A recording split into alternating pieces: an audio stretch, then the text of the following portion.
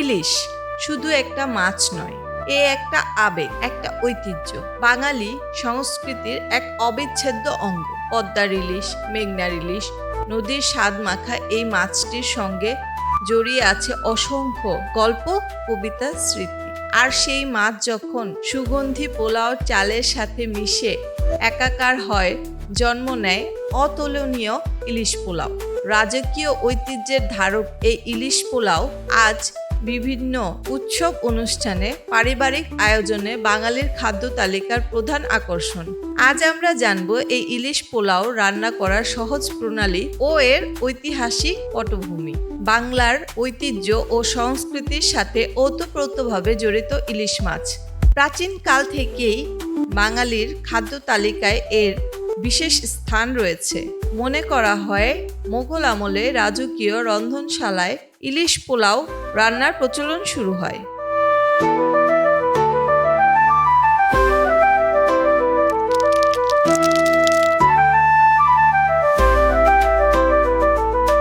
বাংলার নদীমাতৃক জীবনে ইলিশের প্রাচুর্য এই খাবারকে আরও জনপ্রিয় করে তোলে। কালক্রমে এটি সাধারণ মানুষের ঘরে ঘরে পৌঁছে যায় এবং বাঙালি রন্ধনশৈলীর একটি অনন্য সংযোজন হিসেবে স্থান পেয়েছে।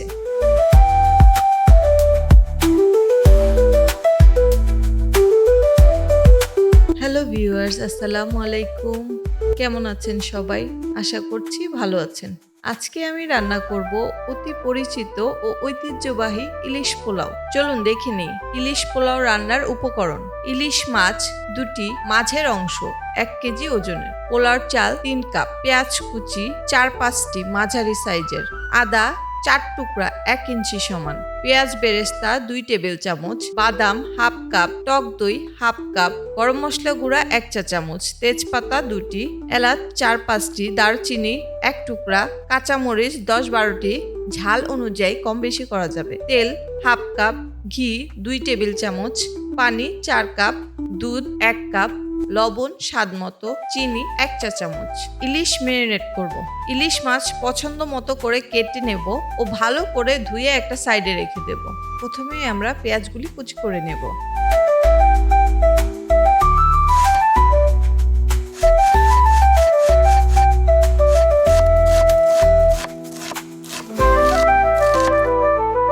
এরপর একটা ব্লেন্ডার জারে পেঁয়াজ কুচি,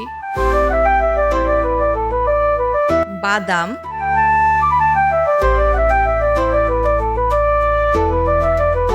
ছয় 7টা কাঁচামরিচ,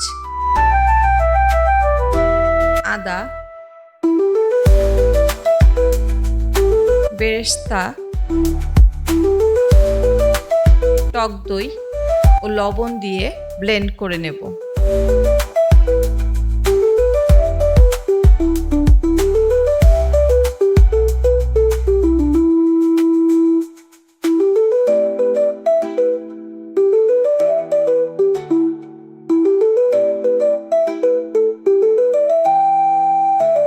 এখন এই মিশ্রণটি দিয়ে কেটে ও ধুয়ে রাখা মাছগুলি ভালো করে হাতের সাহায্যে মাখিয়ে 1 ঘন্টার জন্য ম্যারিনেট করে নরমাল ফ্রিজারে রেখে দেব।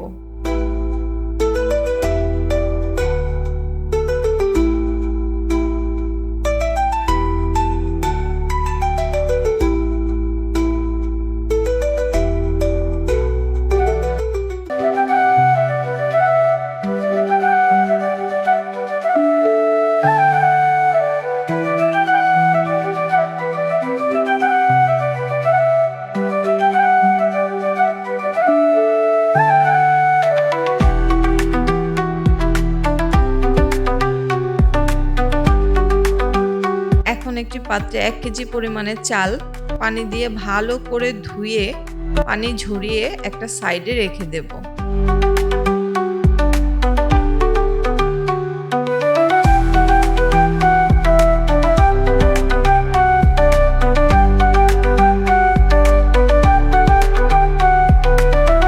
একটি বড় পাত্রে 1/2 কাপ পরিমাণে তেল গরম করে এতে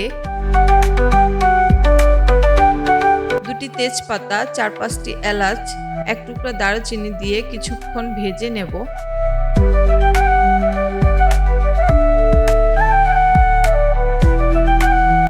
ম্যারিনেট করা মাছের টুকরাগুলো তেলে একে একে করে সাবধানে ছেড়ে দিতে হবে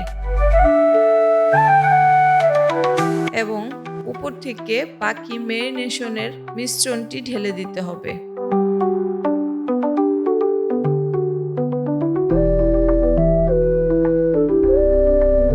এ পর্যায়ে চুলার আঁচ মিডিয়ামে রেখে মাছগুলি ঢাকনা দিয়ে ঢেকে 7-8 মিনিটের জন্য রান্না করে নিব।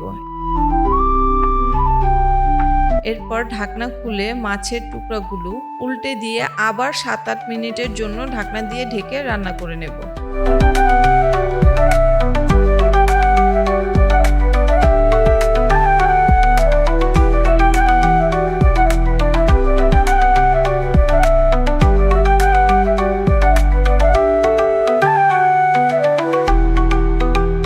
মাছ সিদ্ধ হয়ে গেলে সাবধানে পাত্র থেকে মাছের টুকরাগুলো একটা পাত্রে তুলে রেখে দিতে হবে।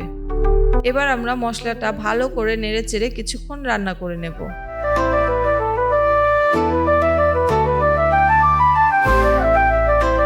এ পর্যায়ে আমি এখানে দিয়ে দেব 1 চা চামচ পরিমাণে চিনি।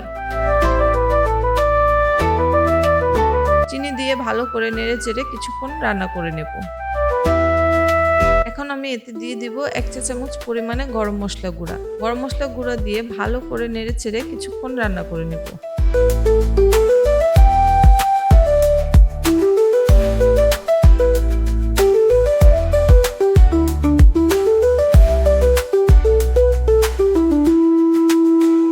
মশলা থেকে তেল ছেড়ে আসলে আমরা এতে দিয়ে দিব ধুয়ে রাখা পোলাওয়ের চাল।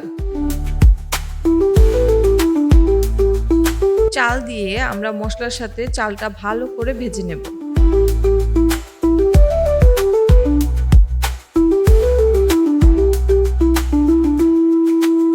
চাল ভালো করে ভাজা হয়ে গেলে আমরা এতে দিয়ে দিব 4 কাপ পরিমাণে ফুটন্ত গরম পানি।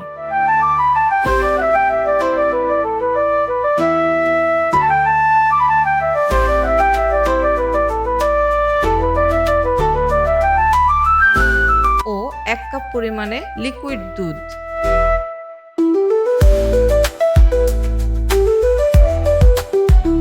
দুধ দিয়ে আমরা ভালো করে নেড়েচেড়ে মিশিয়ে এতে দিয়ে দিব 5-6টি কাঁচামরিচ ও স্বাদমতো লবণ দিয়ে আবারও একটু নেড়েচেড়ে ঢাকনা দিয়ে ঢেকে দেব। ঢাকনার ছিদ্রটা একটা লবঙ্গ দিয়ে বন্ধ করে দেব যাতে বাষ্প বের হতে না পারে। কিছুক্ষণ পর ঢাকনা তুলে ভালো করে নেড়েচেড়ে দেব।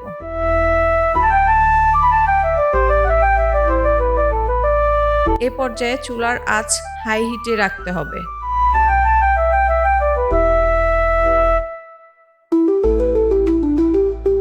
ভালো করে পোলাওটা নেড়েচেড়ে মিশিয়ে নেব। এরপর যখন পানি কিছুটা কমে আসবে চুলার আঁচ মাঝারি হিটে রেখে কিছুক্ষণ রান্না করে নেব।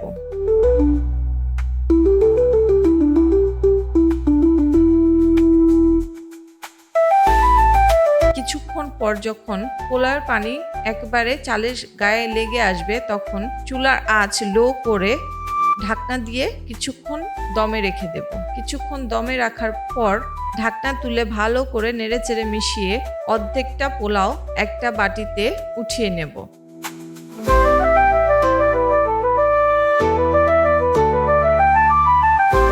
রান্না করে রাখা মাছ একে একে সাজিয়ে এর উপর দিয়ে সামান্য পরিমাণে ঘি দিয়ে দেব।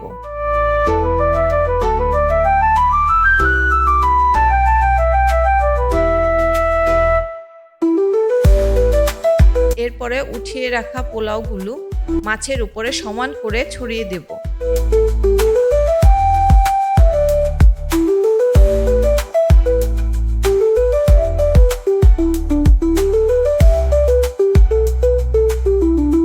এবং উপর থেকে দিয়ে দিব আরো সামান্য পরিমাণে ঘি।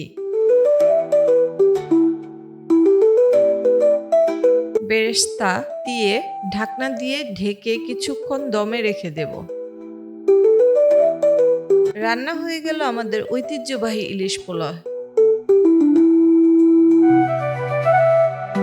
এবার একটি পাত্রে সাবধানে ইলিশ পোলাও সার্ভ করে নেব যাতে মাছ ভেঙে না যায়।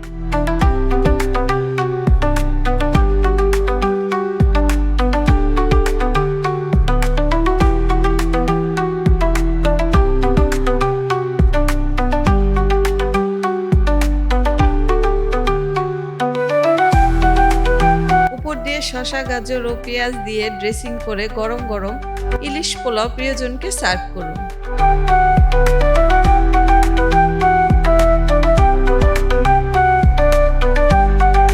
এই রেসিপি অনুসরণ করে ঘরে বসেই সুস্বাদু ইলিশ পোলাও তৈরি করুন এবং আপনার মূল্যবান মতামত কমেন্টের মাধ্যমে জানান। আমার ভিডিওটি যদি আপনাদের ভালো লেগে থাকে, লাইক, কমেন্ট, শেয়ার করে পাশেই থাকবেন।